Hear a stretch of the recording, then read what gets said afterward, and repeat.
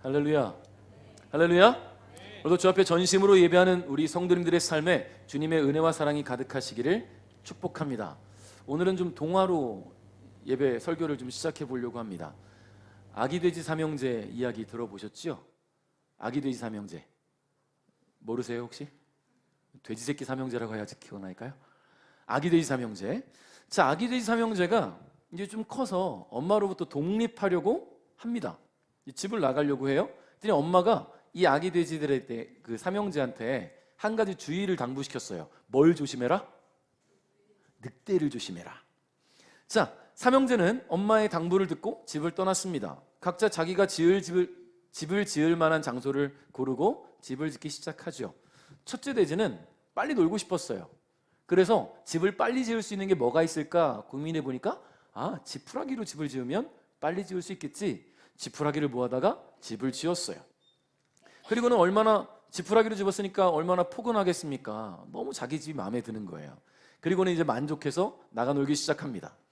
자, 둘째 돼지는 조금 더 튼튼한 집을 짓고 싶은 거예요. 근데 뭘로 지을까? 그러니까 나무가 보여요. 그래서 가서 나무를 하기 시작해요. 그리고는 나뭇가지들을 모아서 집을 짓기 시작합니다. 나름대로 튼튼하고 멋있는 나무집이 완성이 되었어요. 시간은 조금 걸렸지만 만족해하면서 첫째 형네 집에 놀러 갑니다. 자, 막내 돼지는 집을 짓기 전에 한 가지 생각을 했어요. 뭘 생각했냐면 엄마의 말씀을 생각했어요. 늑대를 조심하라는 엄마의 당부를 기억하면서 늑대가 공격해오면 안전한 집을 지으려면 어떤 재료가 필요할까? 벽돌로 지어야겠다. 자, 벽돌이 어딘가에 짠 하고 나타납니까?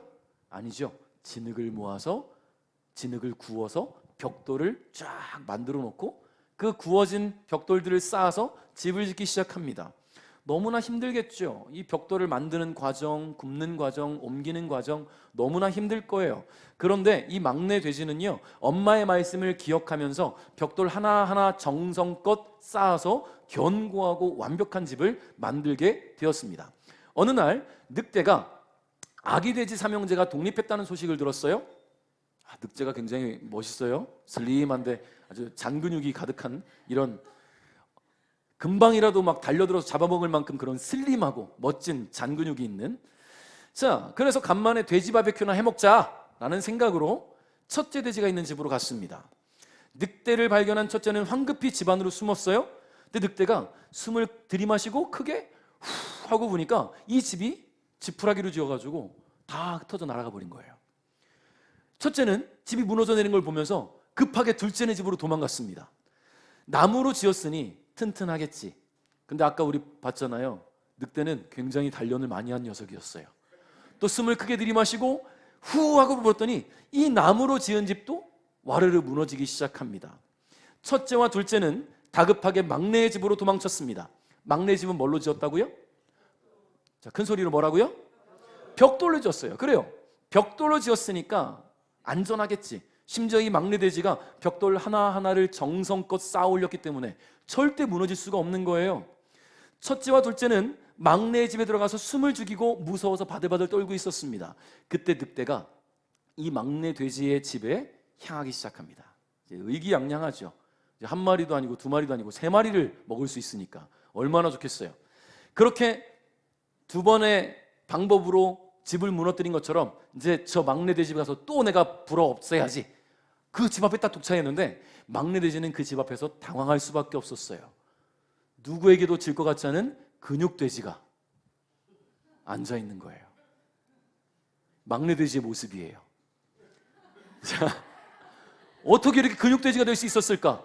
벽돌을 모으고 진흙을 모으고 굽고 이거를 나르고 하나하나 정성껏 쌓다 보니까 근육이 생기기 시작했어요. 집이 무너지는 거는 걱정할 것도 없이 늑대는 막내 돼지한테 상대가 안 되는 거예요. 이미 근력에서. 자, 결국 이 막내 돼지에게 늑대는 죽도록 얻어맞고 도망쳤다라는 그런 전설과 같은 이야기가 있었습니다. 자, 여러분 이런 생각 안 해봤죠? 막내 돼지가 벽돌로 집을 지으면서 근육질이 됐을 거란 생각 안 해봤잖아요. 그죠? 여러분, 우리는 이 이야기 속에서 한 가지 교훈을 얻을 수가 있어요. 노는 게 제일 좋아도 집은 튼튼하게 지어야 된다라는 거를 배워야 될까요? 뭐 집을 튼튼하게 짓는 것은 중요하겠죠. 그런데 제가 이 이야기를 통해서 여러분께 드리고자 하는 교훈은요, 막내 돼지는 엄마의 말씀을 기억했다라는 거예요. 엄마의 품을 떠나서 마음대로 살 수 있는 그 자유를 얻었다고 급한 대로 집 지어서 놓고 마음 편히 논 것이 아니라 엄마의 말씀을 기억하고 떠올리며 언젠가는 그 늑대가 나를 공격해 오겠지? 그럼 튼튼한 집을 지어야지. 그 말씀 붙들고 튼튼한 집을 지었더니 몸이 단련되었다는 거예요. 여러분, 벽돌로 집을 지으면서 견고한 집을 지음과 동시에 강하고 멋진 근육을 갖게 된 이 막내 돼지로 말미암아 아기 돼지 삼형제는 늑대로 하여금 다시는 돼지 공격하지 말자라는 생각을 갖게 된 거예요. 여러분, 가끔 살다 보면 너 돼지 같아 라는 말 듣게 될 때가 있잖아요. 막 먹는 걸 보면 왜 돼지같이 먹어? 그런데 한 그 정형외과 전문의이면서 그 운동 치료를 가르쳐준 한 그 교수님이 돼지 같다는 말은 정말 좋은 말이라는 거예요. 돼지는 체지방이 15%밖에 안 된대요. 신기하죠? 그 돼지 그 뚱뚱한 몸이 다 근육이래요. 그러니까 한마디로 돼지를 보고 돼지 같다 할 때 떠올리면 강호동을 떠올리면 되는 거예요. 강호동 씨 몸이 이만하지만 다 근육이잖아요. 돼지는 그렇대요.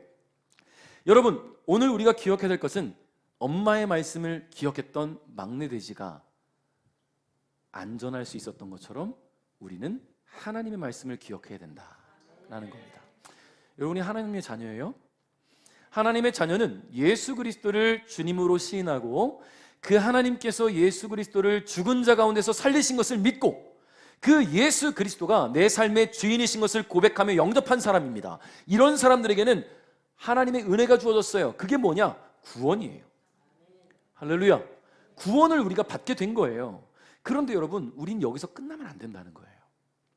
하나님의 자녀는 삶의 태도와 삶의 자세가 바뀌어야 됩니다. 자기 생각대로, 자기 마음대로 살던 삶의 습관과 태도가 하나님의 뜻대로, 하나님의 말씀대로 살아가는 모습으로 변화되어야 된다는 이야기예요. 이 막내 돼지가 엄마 말씀을 마음에 새기고 있던 것처럼 하나님의 자녀들은 하나님의 말씀을 늘 마음에 새기고 있어야 됩니다.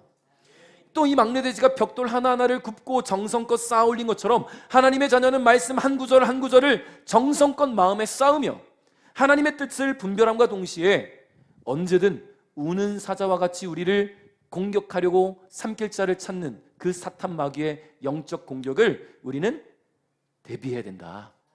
할렐루야. 영적 전쟁에 언제든 대비하고 있어야 돼요. 결국 말씀 위에 세워진 견고한 신앙은 그 누구도 흔들 수 없다라는 겁니다. 할렐루야. 말씀 위에 새겨진 견고한 신앙은 흔들 수가 없더라.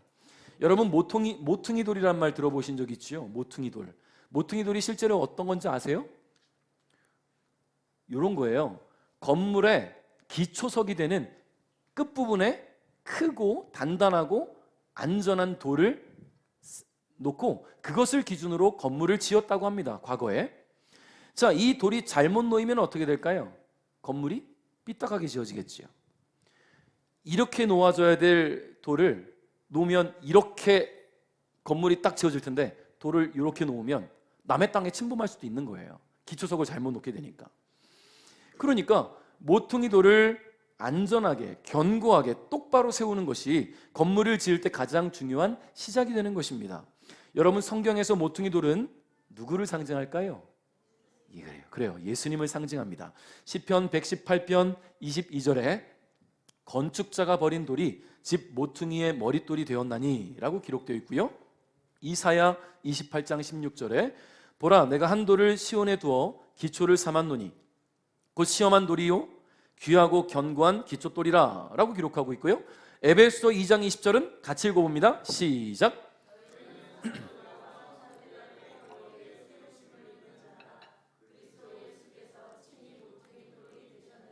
아멘. 자, 여러분, 어떤 건축물이든 기초가 튼튼하지 않으면 안전을 보장할 수가 없어요. 그렇죠? 이것은 건축물만의 문제는 아닙니다. 공부할 때 가끔 그런 얘기를 하잖아요. 난 기초가 부족해서 이건 좀 어려워. 여러분, 학교 다닐 때 그런 과목들이 있잖아요. 제가 진짜 평생을 해도 이건 안 되라고 느꼈던 게 전 수학이에요. 수학 진짜 싫어요. 산수만 잘하면 되지라고 생각하고 살아왔기 때문인지 모르겠지만, 제가 중고등학교 때 학원을 다닌 적이 없는데 고등학교 2학년 때인가 처음으로 어머니가 이제 제가 워낙 수학을 못하니까 이제 학원을 보내주셨어요. 학원에 가서 뭘 배웠냐면 수학의 정석. 수학의 정석이 기초라고 해요. 그 기초를 모르겠는 거예요. 한 달을 다녔는데 모르겠는 거예요. 그거 어떻게 했을까요? 못하러 돈 버려요. 그냥 끊었지. 나는 문과야. 나는 문과로 갈 사람이니까 수학은 필요 없어 라고 생각하고 한 달만 다니고 끊었던 기억이 납니다. 여러분, 그래서 공부할 때 기초가 중요해요. 악기를 배울 때도 기초가 중요하잖아요. 처음부터 난 기타를 배우겠다면 처음부터 막 연주하는 사람이 어디 있습니까?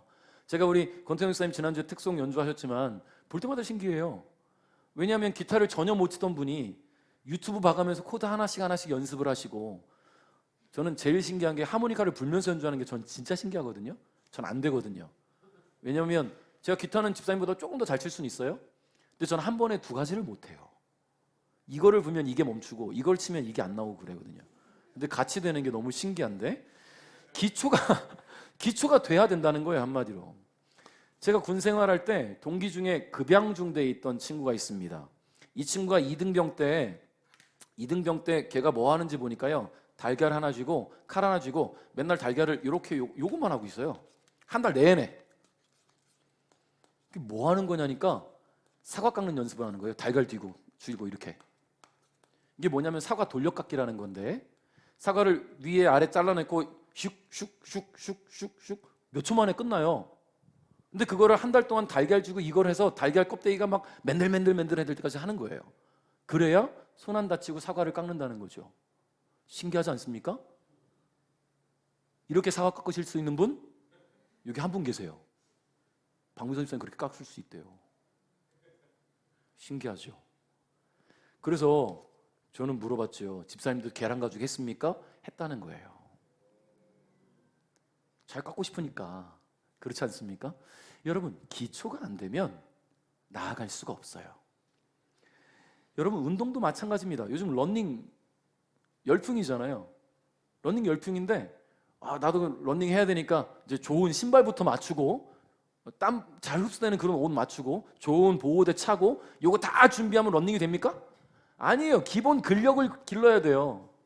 근력이 없으면 뛰면 관절 다 나가요. 절대 러닝하지 말라고 하잖아요. 그래서 기초 체력이 없는 사람들은. 그러니까 기초가 중요하다라는 겁니다. 여러분, 우리 예수님은요, 우리 신앙의 기초가 되시는 분이에요. 믿으십니까? 죄로 인해 단절되었던 하나님과 우리의 관계를 예수님께서 십자가의 보혈로 회복시키셨어요. 그 예수를 주로 시인하고 그분을 내 삶의 주인으로 영접한 사람은 하나님의 자녀가 되게 해주셨다는 말이에요. 이것이 예수님으로 인해서 우리에게 주어진 은혜입니다. 마태복음 5장부터 이어져 온 예수님의 산상수훈이 오늘의 말씀으로 끝맺음되는데요, 산상수훈 마지막 결말에 예수님은 이렇게 시작하십니다. 24절에 내 말을 듣고 그대로 행하는 사람은 바위 위에 집을 지은 지혜로운 사람과 같다. 같이 읽어봅시다. 같이 시작.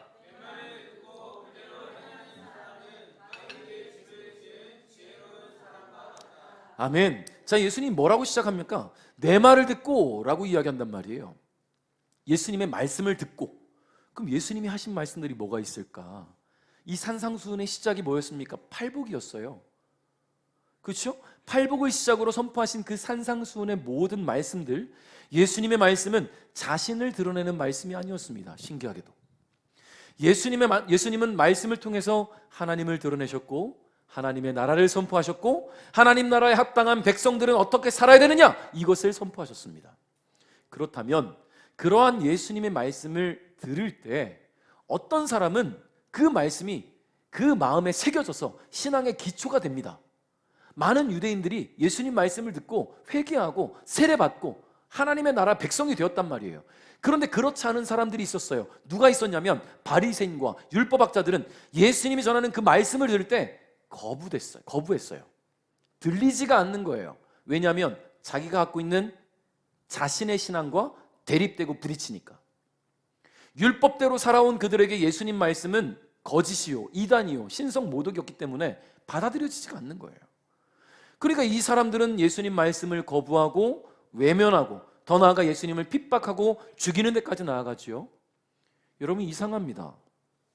어떤 사람은 말씀을 듣고 은혜를 받는데, 여기도 마찬가지일 거예요. 어떤 분은 지금 전하는 말씀이 예수님의 말씀, 하나님의 말씀으로 들려지고 그 말씀이 새겨질 수 있는데, 또 어떤 사람은 그 말씀이 왜 거부감이 들까?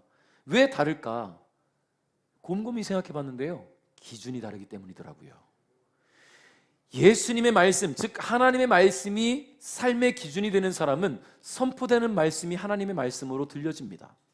그런데 자신의 생각과 자신의 이념과 자신이 추구하는 것들이 삶의 기준이 되는 사람들은요, 하나님의 말씀을 내가 일단 필터로 거쳐요. 나한테 도움이 되는 말씀일까? 나에게 은혜가 되는 말씀일까? 내 기준에서, 내 이념으로, 내 생각으로 그걸 한번 필터링을 합니다. 그러니까 이건 받아들여도 될 말씀. 때로는 어떤 말씀을? 성경 말씀을 통해서 하나님이 나에게 깨닫게 하시기 위해 찌르는 말씀이 올 수 있어요. 여러분, 성경은 다 복되다, 잘했다 뭐 이런 말씀을 주는 게 아니에요. 회개하라, 천국이 가까이 왔다, 이 독사의 자식들아, 이런 말씀이 있단 말이에요. 말씀을 선포할 때 수많은 선지자들이 다 똑같이 전한 게 아니잖아요. 예레미야 선지자는 늘 울었어요. 예레미야 선지자는 눈물의 선지자라고 말하잖아요. 세례요한은 독사의 자식들아 라고 외쳤어요.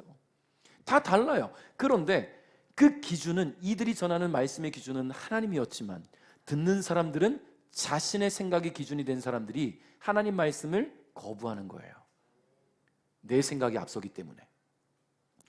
여러분, 유대인들, 특히 바리새인들과 율법학자들은 그래서 예수님의 말씀을 하나님의 말씀으로 받지 않았어요. 그들은 누구보다 하나님을 잘 믿고 잘 섬긴다는 사람들이었잖아요. 자타공인, 스스로도 나는 하나님을 잘 믿어, 나는 하나님을 잘 섬겨라고 생각했고, 수많은 유대인 서민들이 보기에도 저들은 유대 종교 지도자들이야, 하나님 뜻대로 살아 라고 말했단 말이에요. 그럼 그들이 자타공인, 하나님을 잘 섬긴다고 보여질 수밖에 없었던 이유가 뭔지 아십니까? 그들이 율법대로 살았기 때문이에요. 하루에 5번씩 기도하고, 일주일에 2번씩 금식하고, 11조를 열심히 하고, 구제를 하는데 열심히 하고, 그리고 기도할 때는 수많은 사람들이 보는 곳에 서서 기도하고, 율법대로 살아가니까 자기도 나는 율법대로 살아가니 하나님 뜻대로 살아가는 거야 라고 자신할 수 있고, 사람들이 보기에도 저 바리새인은 진짜 하나님 뜻대로 살아가는 거야 라고 보이는 거예요. 그런데 실상은 뭐였습니까? 그들은 이 말씀을 기초해서 그 말씀을 품고 살아가는 것이 아니라, 말씀은 나의 의의를 드러내는 대변인, 대체물일 뿐인 거예요. 이 말씀은 나를 드러내는 통로일 뿐인 거예요. 율법을 통해 내가 하나님을 잘 믿고 있다는 것을 보이기 위한 도구일 뿐인 것이지요.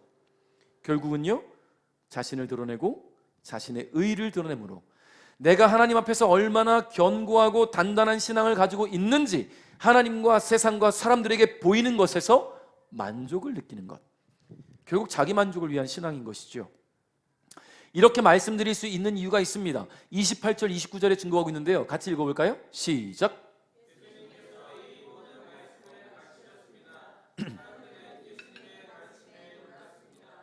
그것은 율법학자들과는 달리 예수님께서 권위를 지닌 분처럼 가르치셨기 때문입니다. 아멘.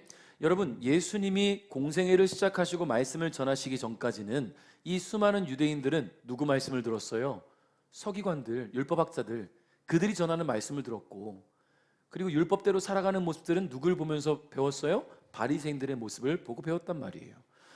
자, 그런데 이 율법학자들이 전하는 말씀, 그들은 구약 성경을 통해서 하나님을 전하고 하나님이 주신 율법을 가르쳤습니다.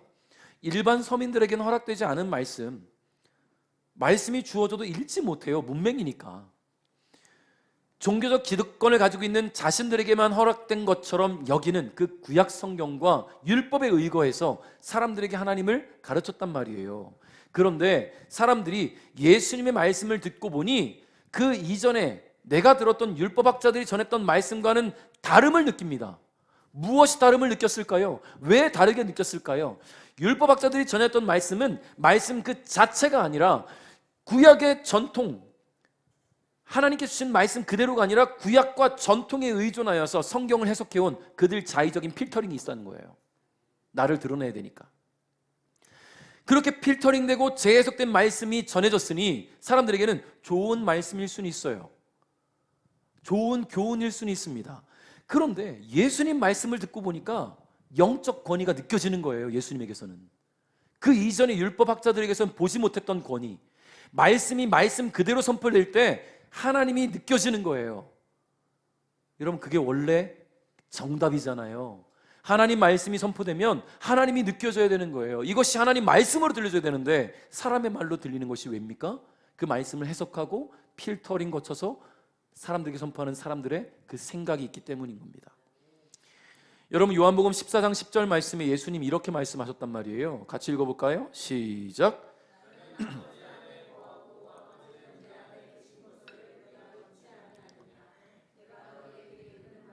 스스로 하는 것이 아니라 아버지께서 내 안에 계셔서 그의 일을 하시는 것이라. 아멘. 그러니까 예수님이 선포하시는 말씀은 성육신하신 예수님을 통해 말씀하시는 하나님의 말씀 그 자체라는 겁니다. 다를 수밖에 없죠.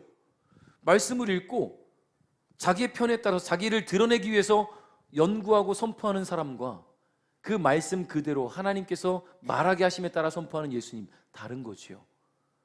여러분, 오늘날 지금도 마찬가지일지 모르겠지만 현대종교회 탁지원 소장님이 한동안 가르칠 때마다 그렇게 얘기했어요. 대한민국에 하나님이 50명이 넘고 예수님이 40명가량 된다고 하는데 그 40명가량 되는 예수님들은 이 말씀을 어떻게 말씀으로 해석했을까요? 자기에게 맞게 해석한 거예요. 자칭 하나님이라고 여기는 그 사람들은 이 말씀을 읽고 하나님의 말씀을 받는 것이 아니라 나에게 필터링을 거쳐서 내가 전하고자 하는 것들로 바꿔서 전하는 거죠. 그러니까 예수님이 선포하시는 말씀은 성육신하신 예수님을 통해 말씀하시는 그 하나님이라는 것, 그 하나님 말씀 자체라는 것을 오늘 사람들이 깨달았다라는 겁니다. 여러분, 우리가 정말 조심해야 될 게요, 지금도 잠깐 말씀드렸지만 우리가 잘 알려져 있는 이단, 하나님의 교회, 구원파, 신천지, 통일교 이런 것들만 조심해야 될 게 아니에요. 알게 모르게 굉장히 많은 교회들 중에 사이비를 따르고 있는 교회들이 있어요. 제게 조심스러운 교회 하나 알려드릴게요. 전라도의 전주에 세계 성은 선교교회라는 곳이 있어요. 목사는 나현숙 목사입니다. 제가 목사님이라는 요청을 붙이지 않은 것은 이단 사이비에 굉장히 지금 위험성이 있는, 자, 하나만 말씀드리겠어요. 요한계시록에 7번째 인을 띄어야 천국 가는데 그 인을 나현숙 목사님이 띄었어요. 동의하세요?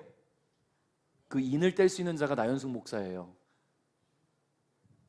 여기에 빠져드는 교회들이 있단 말이에요. 그러니까 유명한 이단들 말고도 곳곳에서 조심스러운 것들이 나오고 있어요. 그러니까 우리는 말씀을 말씀 그대로 받고, 혹 내가 말씀을 읽을 때 이해가 안 가, 그러면 누군가를 찾아가지 말고 저한테 연락하세요. 제가 말씀을 교수님들처럼 잘 알지 못하지만 제가 아는 범위 안에서, 또 내가 잘 모를 때는 주석을 찾고 연구를 해서 여러분들과 함께 말씀을 묵상할 수 있어요.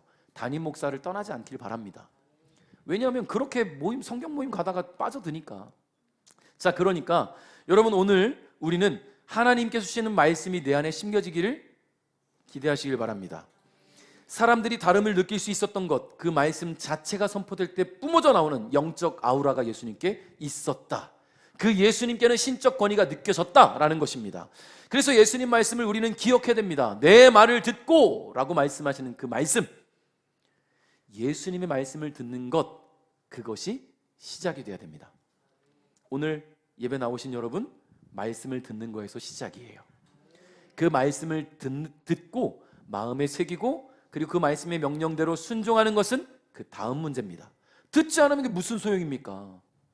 내가 자꾸만 걸러내고 피쳐내고 거부하면 들려지지 않는데 무슨 그 말씀이 내 마음에 새겨질 것이고, 무슨 그 말씀대로 순종할 수 있겠습니까? 먼저는 듣는 거예요. 귀를 닫고 들으면 들을 수가 없어요. 그러니 우리는 늘 말씀을 들을 수 있는 귀가 열려 있어야 된다. 그리고 무엇보다 말씀을 사모하는 마음을 구하며 간절히 기도해야 될 줄 믿습니다. 자, 예수님은 곧 이렇게 말씀하십니다. 24절 25절 같이 읽어볼게요. 시작.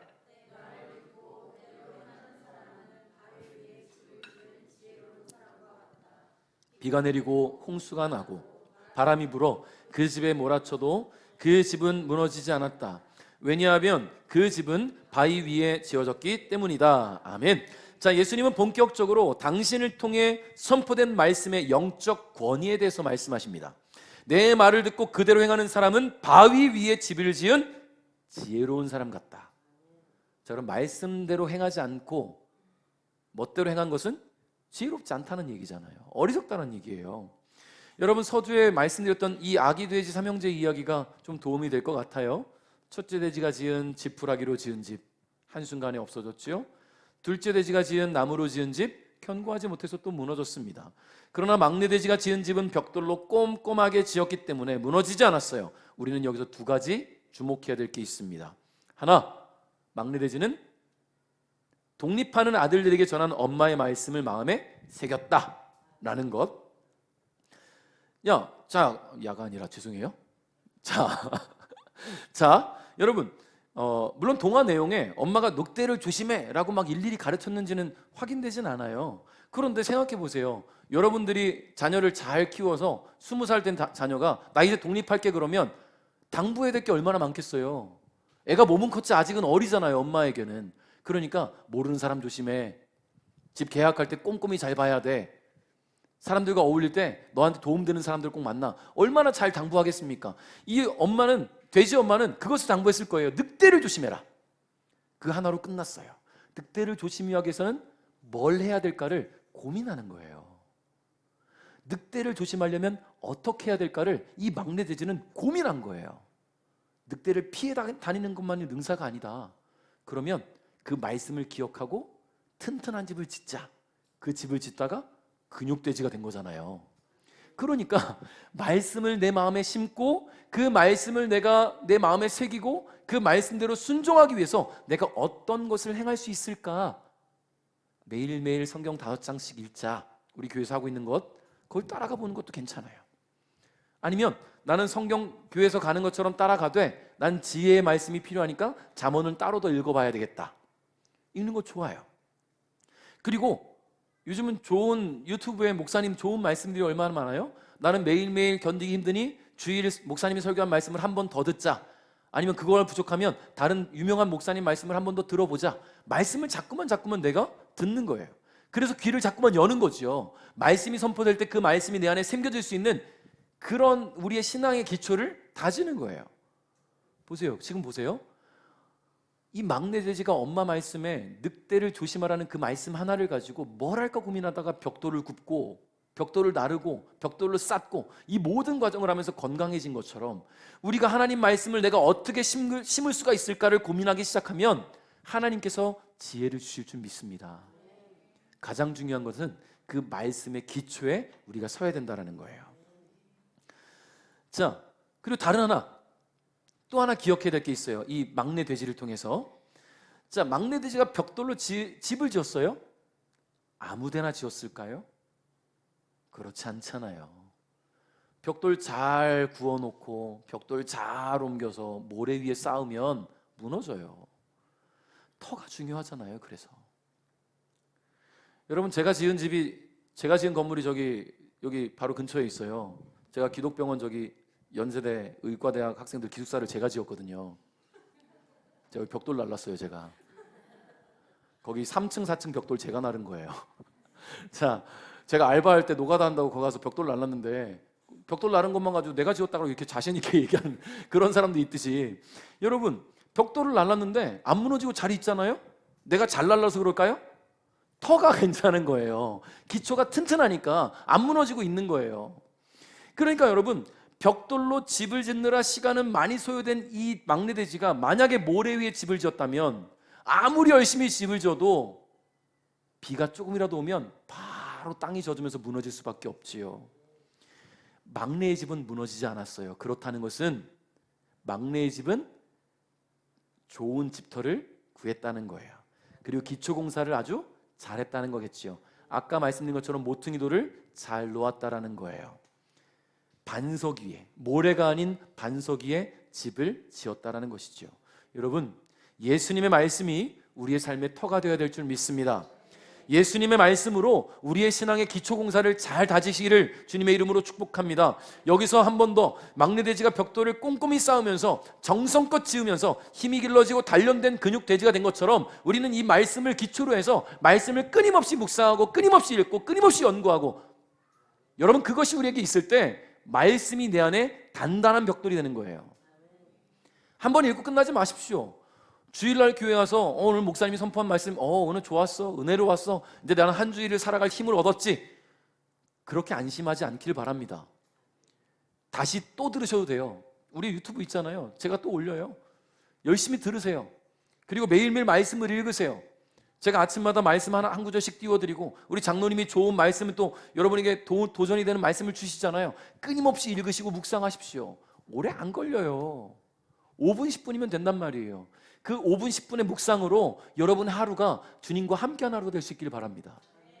매일 성경 말씀 5장 읽는데 20분에서 30분밖에 안 걸려요. 24시간 중에 30분 그 성경을 읽으시면서 여러분의 하루가 단단해질 수 있기를 주님의 이름으로 축복해요. 나는 주일 예배 다 들었으니까, 말씀 잘 들었으니까 내 일주일은 안전해. 여러분 그렇지 않아요. 왜냐하면 사탄은 계속 우리를 공격하거든요. 어떤 방식으로 올지 모릅니다. 여러분, 첫째 돼지, 둘째 돼지, 셋째 돼지 중에 누가 제일 강할까요? 당연히 막내 돼지가 강할 거예요. 첫째 형, 둘째 형, 막내한테 꼼짝도 못할 겁니다. 왜 그런가요? 말씀을 기초로 한 자였기 때문이에요. 여러분, 그러니까 오늘 우리는 말씀을 듣고 마음에 기억하고 또 되새기고 실천하는 삶이 되어야 될 줄 믿습니다. 그러면 우리가 이제 이 선포된 말씀을 기억하고 마음에 새기는 것은 시작이에요. 그 말씀을 힘입어서 우리는 어떻게 살아가야 되느냐? 하나님의 자녀답게 살아야 되는 거예요. 하나님의 자녀답게라는 것은 그리스도인답게 산다는 것을 의미하잖아요. 그러면 하나님의 자녀다운 삶, 그리스도인다운 삶은 뭘까요?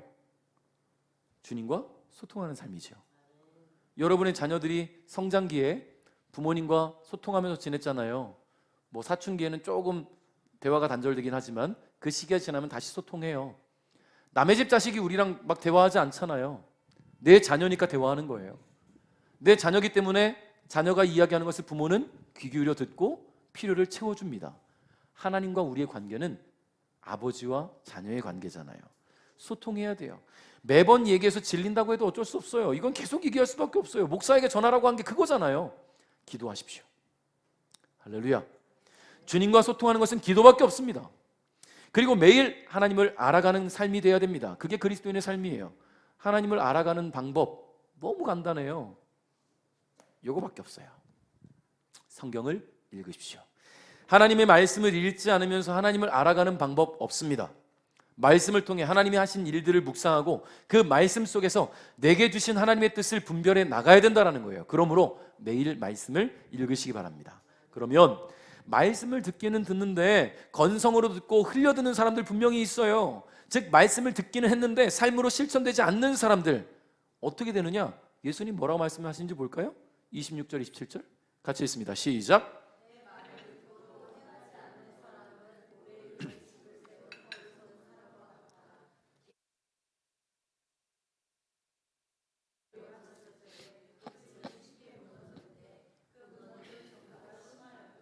아멘. 자, 누가 설마 모래 위에 집을 짓겠습니까? 그럼 멍청한 사람이 어디 있겠어요?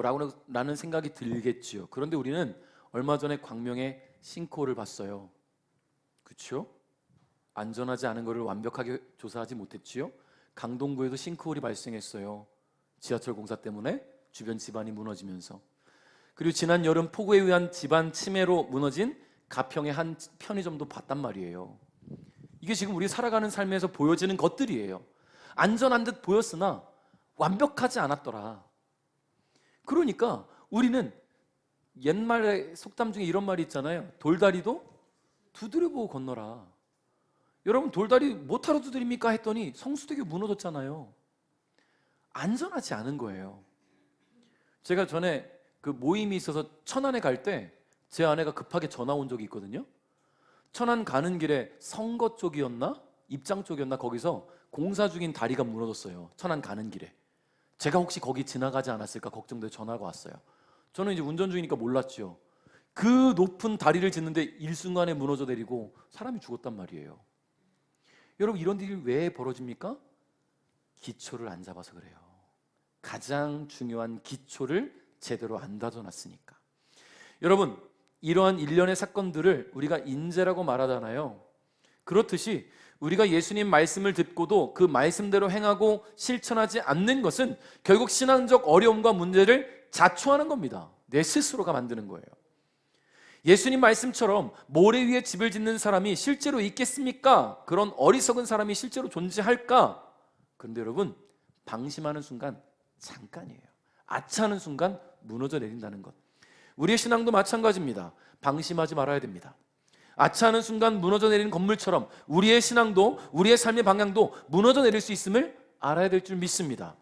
역대하 20장 20절 말씀에 이런 말씀이 있어요. 같이 읽어볼게요. 시작.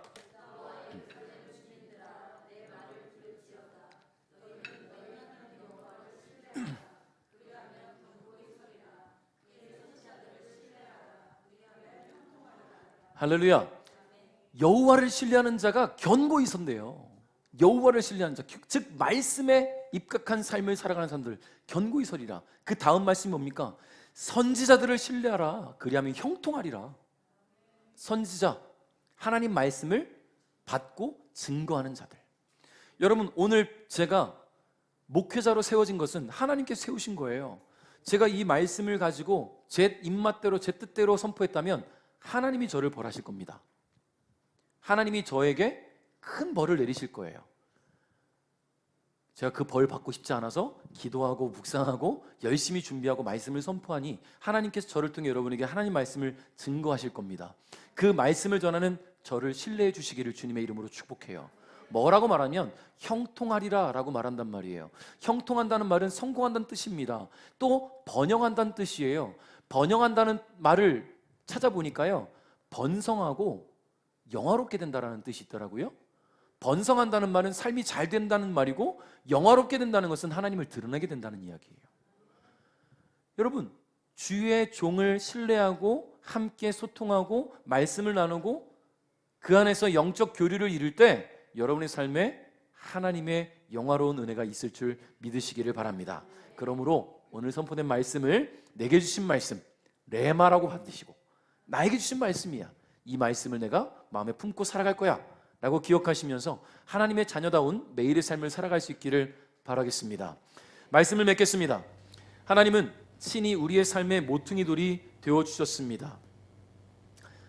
예수님의 말씀을 통해서 우리는 하나님의 자녀로서의 삶을 배울 수 있었고, 그 말씀의 능력으로 견고한 신앙의 기초를 세워갈 수 있었단 말이죠. 견고한 모퉁이 돌로 인해서 우리의 삶은 무너지지 않을 겁니다. 그러나 모퉁이 돌 대신 예수님을 거부한다면, 즉 말씀을 거부하고 부정하고 흘려듣고 건성으로 듣는다면, 또는 말씀을 듣기는 하되 듣는 것에만 그친다거나 나에게 듣기 좋은 소리만 듣기를 원하는 사람들은 우리는 견고한 신앙의 삶을 세워갈 수 없다는 것을 기억하시기 바랍니다. 그러므로 오늘 말씀을 다시 한번 묵상하면서 스스로에게 이러한 질문을 던져봤으면 좋겠어요. 나의 모퉁이 돌은 견고한가? 우리 옆에 계신 분, 앞뒤에 계신 분께 이렇게 질문해 볼까요? 당신의 모퉁이 돌은 견고합니까?